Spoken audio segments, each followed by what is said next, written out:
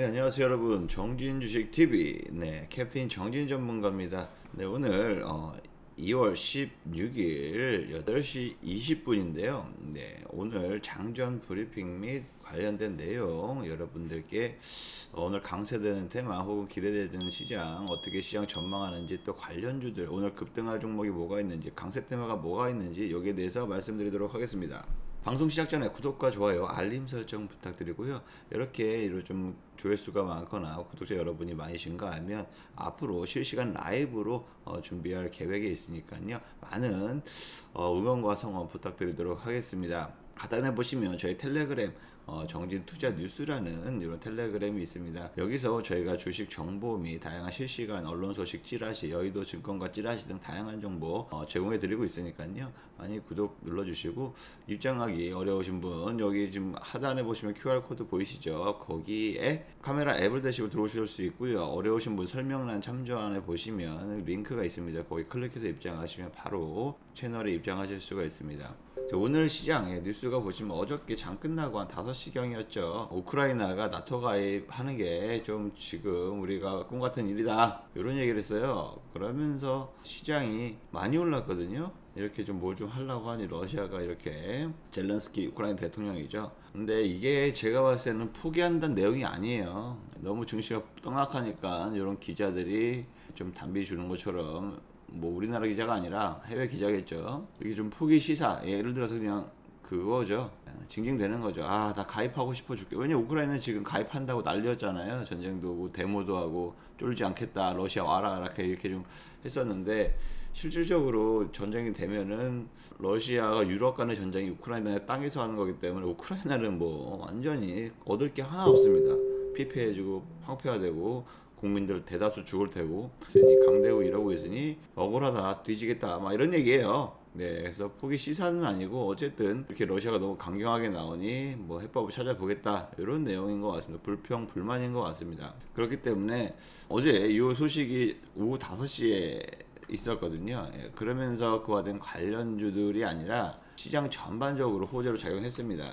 호재로 전반적으로 작용을 했고요. 그렇게 좀 작용을 하다 보니까 미국 시장도 역시 마찬가지로 굉장히 다우지수 1.2% 넘게 상승했고요. 나스닥은 2.5% 상승, 그 다음에 S&P는 1.6% 가까이 상승 보였습니다. 우리나라도 장시간에 갑자기 대부분 물량이 들어오면서 강세를 보여왔고요. 글로벌 이슈, 나토 가입 포기 시사, 아까 말씀드렸던 내용들이고, 이 소식이 또 전해지자마자 러시아군이 뭐 일부 철수한다, 이런 소식이 전해졌어요.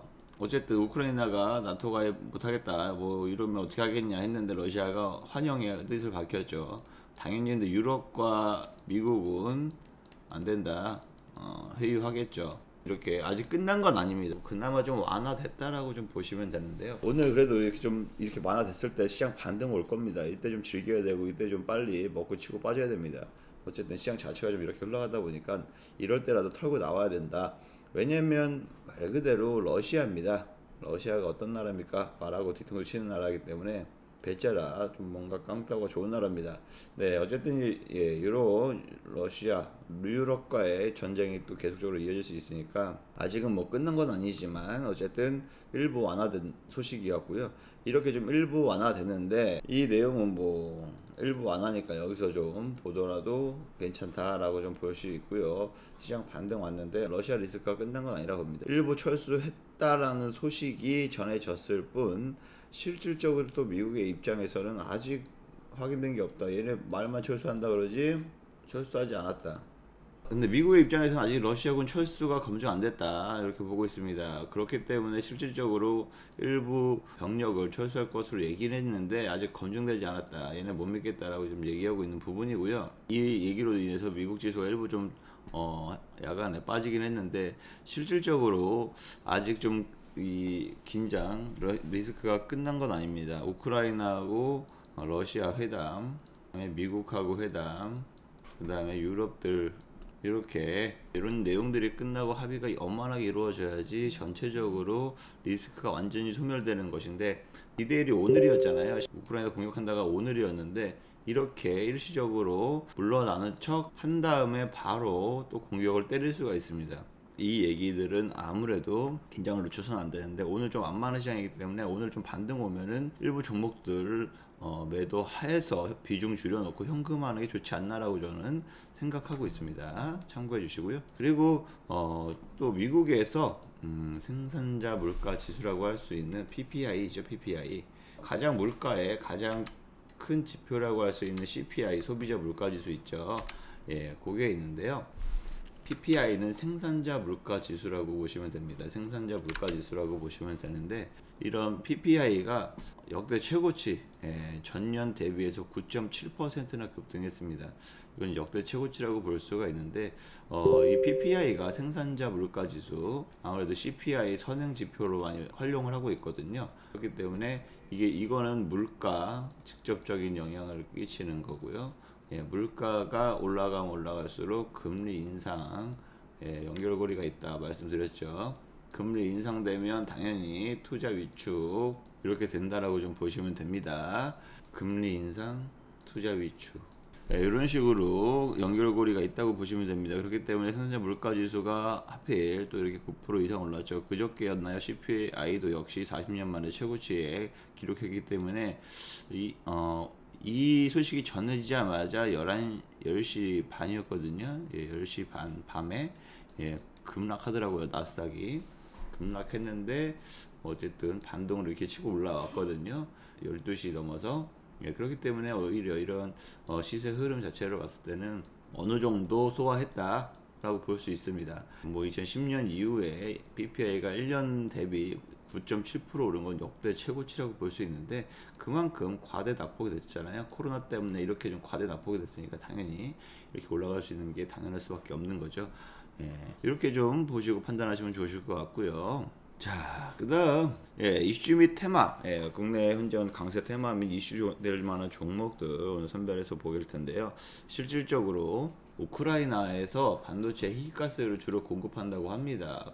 좀 간략하게 말씀드리면 우크라이나에서 특수가스, 반도체, 미국 반도체죠. 특수가스 공급 차질 우려가 아무래도 반도체 관련주의 조정을 이끌지 않았나라고 좀 보습니다. 특히나 반도체 관련주 굉장히 많이 빠졌었잖아요. 빠진 이유가 우크라이나에서 특수가스를 공급하고 있는데, 이런 것들이 좀 많이 공급 차질이 받을 수 있다.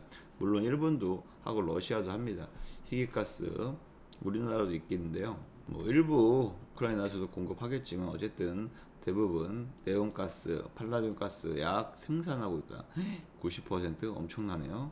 이 가스 생산이 막히면 당연히 웨이퍼 공급난 이틀 전에 말씀드렸는데요. 이게 지금 계속적으로 연쇄적으로 작용하고 있다. 우크라이나에서 이 네온가스가 90% 생산되는데, 이 네온가스가 막히다 보면 웨이퍼 가격이 급등할 수 있다. 공급에 차질이 생길 수 있다. 당연히 원자재 가격이 폭등하면 이 제품을 만드는 회사에서는 지금 당장 사진 않겠죠. 부담스러우니까.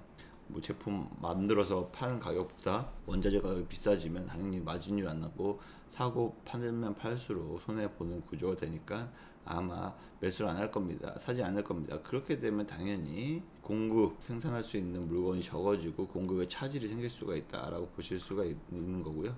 그런 내용들 참고하시면서 투자를 판단하셔야 된다라고 좀 볼 수 있습니다. 그래서 반도체 관련주가 약세의 이유였다라고 좀 생각할 수가 있고요. 또 계양전기, 이건 또 무슨 소리냐. 계양전기에서 어저께 245억 원의 횡령 소식이 전해졌습니다. 오셈 임플란트 이후에 또 횡령 소식이 전해지면서 거래 정지가 됐고요. 이 횡령에 대한 내용이 어떻게 완료가 될지에 따라서 거래가 재개가 될 수 있고요. 아니면 상장 폐지도 갈 수 있는데, 일부 직원이 일부 12%의 자금을 횡령했다.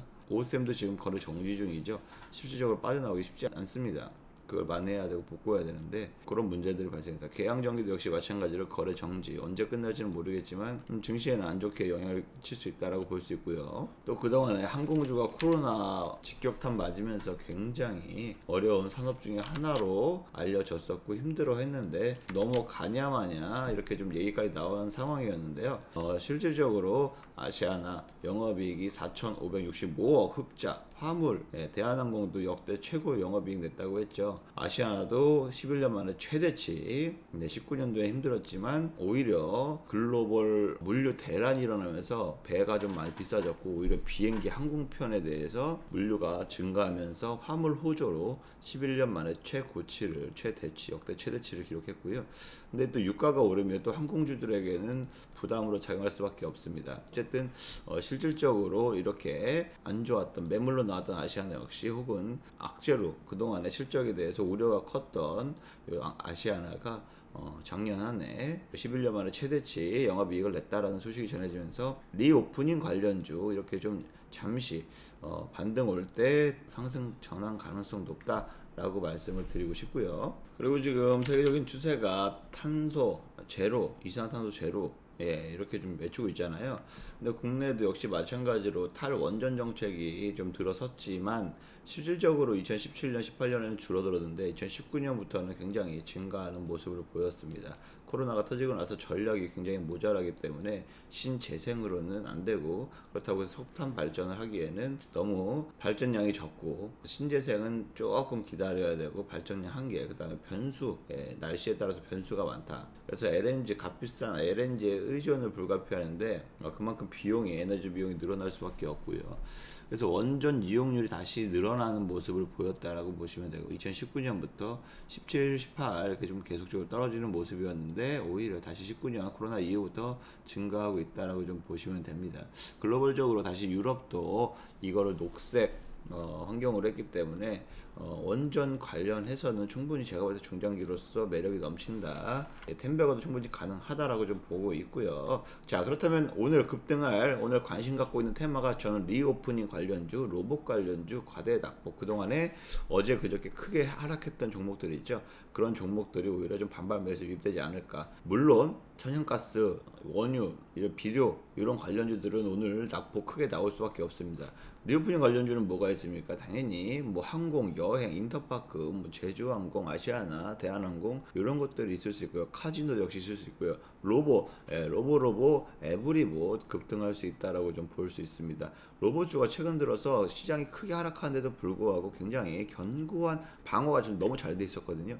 그래서 제가 봤을 때 오히려 지금 시장이 다시 회복이 되면 강하게 치고 나갈 수 있는 관련주 중에 하나다라고 좀 긍정적으로 보고 있고요. 과대 낙폭이 심했던 종목 위주로 반발 매수 세게 한번 들어올 수 있다. 이렇게 좀 긍정적으로 바라보면서 오늘 말씀드렸던 종목들 1순위 로보로보, 그 다음에 에브리봇, 그 다음에 인터파크, 제주항공 이렇게 좀 긍정적으로 바라보면서 오늘 정진 주식 TV 이슈 체크, 캡틴 정진의 이슈 체크 시간은 여기까지 하도록 하겠습니다.